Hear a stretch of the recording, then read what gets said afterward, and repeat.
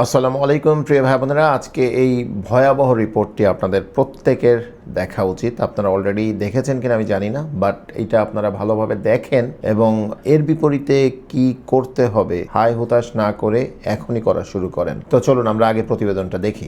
দেশের বাজারে আজ এমন কোনো খাদ্য মেলা ভার যাতে নেই বিশ্বের অস্তিত্ব।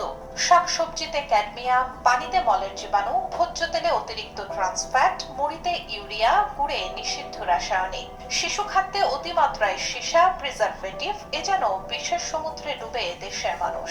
ঢাকা সহ দেশের 19 জেলার খাদ্যপণ্যের নমুনা পরীক্ষা করে এমনই এক ভয়াবহ চিত্র তুলে ধরেছে বাংলাদেশ নিরাপদ খাদ্য কর্তৃপক্ষ BFSI। প্রতিবেদন অনুযায়ী রাজধানীর বিভিন্ন বাজার থেকে সংগ্রহ করা সবজির নমুনায় মিলেছে 1.16 থেকে 2.37 ppm সীসার অস্তিত্ব এবং 0.33 ppm ক্যাডমিয়াম, যা কিডনি, লিভার ও স্নায়ুতন্ত্রের স্থায়ী ক্ষতি করে, বাড়ায় উচ্চ রক্তচাপ, হৃদরোগ ও ক্যান্সারের ঝুঁকি। বিভিন্ন জেলা থেকে সংগ্রহ করা গুড়ের নমুনায় পাওয়া গেছে সোডিয়াম হাইড্রোসালফাইড। এছাড়াও রংপুর, বান্দরবান, নরসিংদী, সুনামগঞ্জ, বগুড়া, বরিশাল ও সাতক্ষীরা থেকে সংগৃহীত মুড়িতে শনাক্ত হয়েছে ইউরিয়া।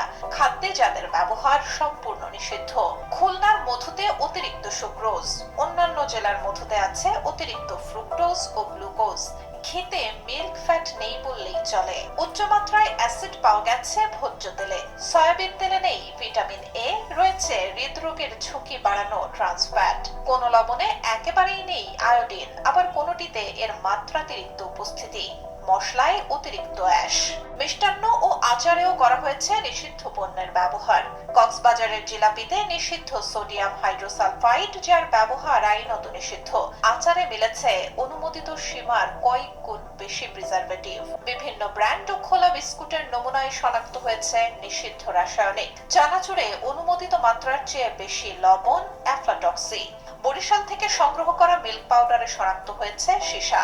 দিনাজপুরের প্রতি 100 মিলিলিটার পানিতে 120 CFU ফিকাল কলিফর্ম বা মলের জীবাণু। খাগড়াছড়ির 100 মিলিলিটার পানিতে 60 CFU, বাগেরহাটে 43 CFU। তো প্রিয় ভাই বোনেরা, আপনারা এই প্রতিবেদনটি অলরেডি দেখলেন। আমি এটা অলরেডি বুকমার্ক করে রেখেছি, কারণ ফিউচারেও কয়েকবার দেখব। এবং আমি যে আসলে কথাগুলো বলে আসছি এতদিন ধরে, যে এলিট সিস্টেমে কি হয়েছে, যে মানুষজনকে কৃষি থেকে দূরে সরিয়ে দেওয়া হয়েছে, অর্থাৎ আপনার নিজস্ব যে খাবারটা রয়েছে সেটা আপনি নিজে আর তৈরি করে বা এর উৎপাদন সেটা আপনি আর দেখতে পারবেন না। এটার থেকে আপনি পুরাই ব্লাইন্ড হয়ে যাবেন। তখন হবে কি, অন্য কেউ যখন এটার আসলে কন্ট্রোল নিয়ে নেবে, তখন আপনি একেবারেই তার হাতের পুতুল হয়ে যাচ্ছেন। সে আপনাকে কি খাওয়াবে না খাওয়াবে সেটার আপনি আর আসলে কোনো কিছুই জানতে পারছেন না। আপনাকে ভেজাল খাওয়ালো নাকি নোংরা কিছু খাওয়ালো, খারাপ কিছু খাওয়ালো, আপনি বুঝতে পারবেন না। তো দেখেন, আপনি যদি একটু বুঝে থাকেন, একটু বুদ্ধিমত্তার পরিচয় দিয়ে থাকেন, তাহলে এখন বুঝতে পারবেন যে আমাদেরকে যে জিনিসগুলো আমাদের শরীরে ঢোকানো হচ্ছে, এই জিনিসগুলো দিয়েই কিন্তু আমরা তৈরি, তাই না? আমরা তো মূলত আসলে যে জিনিসগুলো আমাদের ভেতরে ঢোকাই সেটারই আমরা একটা প্রোডাক্ট। সো এভাবে যদি যেতে থাকে, আইন আছে, কিন্তু আইন আছে, বাট আইনের প্রয়োগ নেই, আইনের প্রতি শ্রদ্ধা নেই। আর কারো আসলে কি আরেকটা ব্যাপার হচ্ছে যে এই সকল যে ক্ষতিকর কোনো কিছু যে মানুষ গ্রহণ করছে, এইটার প্রতি অধিকাংশ মানুষেরই কোনো ভ্রুক্ষেপ নেই। কারণ দিন শেষে ওই সংসার চালাতে এত হিমশিম খায় মানুষ, তখন কি খাচ্ছে না খাচ্ছে ওটা নিয়ে অত বেশি বাজ বিচার নেই, কোনো একটা হলেই হলো। তো এখন যে ব্যাপারটা হচ্ছে সেটা হলো যে আমাদের এখন এইসব নিয়ে আসলে ভাবতে হবে। প্রথম কথা হচ্ছে ভাবতে হবে, এবং এইটা থেকে আমরা কিভাবে বাঁচবো এটা নিয়ে যদি আপনি একটু নিজেকে কয়েকবার কোয়েশ্চেন্স করেন, আল্লাহর কাছে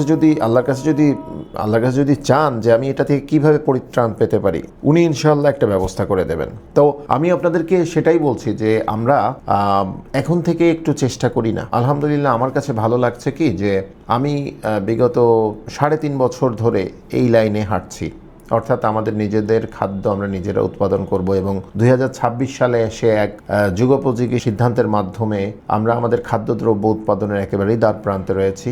এই মাসের শেষে, অর্থাৎ অগাস্টের শেষ দিকে আমরা ইনশাআল্লাহ আমাদের প্রথম খাদ্যদ্রব্য উৎপাদনে যাচ্ছি ইনশাআল্লাহ। এবং এরপরে একে একে আমাদের প্রয়োজনীয় সকল খাদ্যদ্রব্য আমাদের নিজস্ব প্ল্যান্টসমূহে উৎপাদিত হতে থাকবে ইনশাআল্লাহ। আমরা একেবারেই নির্ভেজাল বিশুদ্ধ খাবার দাবারগুলো উৎপাদন করে আমরা নিজেরা খাবো, এবং আমাদের যারা সার্কেলে আছেন তাদের মাঝে বিতরণ করব ইনশাআল্লাহ। আপনারা সকলেই দোয়া করবেন। এছাড়া আর কোনো গতি নেই, কারণ আমরা এখন ধরেন খাবার দাবার দেদারসে খাওয়া মানে হচ্ছে যে আমরা আসলে ডক্টরের কাছে অ্যাপয়েন্টমেন্ট দিচ্ছি বেশি বেশি, কারণ এই সকল কিছু তো আসলে বিষ। আমি অলরেডি আপনাদেরকে বলেছি যে এমনভাবে মানুষদেরকে খাবার উৎপাদন থেকে দূরে সরিয়ে নেওয়া হয়েছে যাতে করে তারা আর এটার কন্ট্রোল না নিতে পারে। তো প্রিয় ভাই বোনেরা, সচেতন হন, নিজেদের খাদ্যদ্রব্য নিজেদেরই উৎপাদন করতে হবে। একাকি এটা সম্ভব না।